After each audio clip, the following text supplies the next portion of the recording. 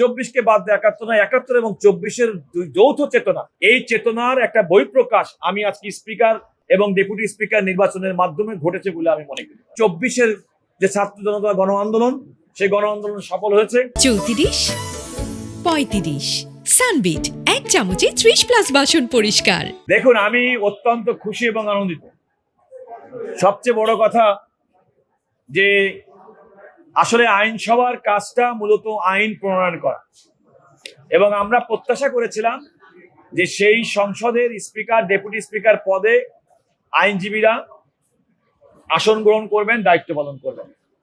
আমাদের এই প্রত্যাশা হিসেবে জনাব কায়সার কামাল, যিনি সুপ্রিম কোর্টের একজন আইনজীবী এবং সুপ্রিম কোর্টের একজন সিনিয়র অ্যাডভোকেট, জাতীয়তাবাদী আইনজীবী ফোরামের সংগ্রামী মহাসচিব, বিএনপির আইন বিষয়ক সম্পাদক, দীর্ঘদিন তার অভিজ্ঞতা রয়েছে আইনজীবীদেরকে নিয়ে কাজ করার। এবং আমরা বিগত ফ্যাসিবাদ আমলে বিরোধী আন্দোলনের সময় আমরা আইনজীবী ফোরাম এবং ইউনাইটেড লয়ার্স ফ্রন্ট মিলে সারা দেশে যে আন্দোলন করেছিলাম তার অগ্রভাগে তিনি ছিলেন।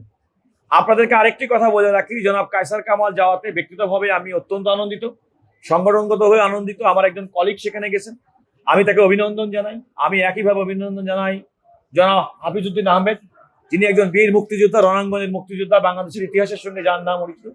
এবং আমি মনে করি এই জাতীয় সংসদ যে নতুন যাত্রা শুরু করলো, এটাও কিন্তু নতুন যাত্রায় আমাদের প্রত্যাশা পূরণের একটা অংশ মনে করি। কারণ বাংলাদেশের স্বাধীনতা যুদ্ধ, বাংলাদেশের 71 না হলে আজকে বাংলাদেশ হতো না।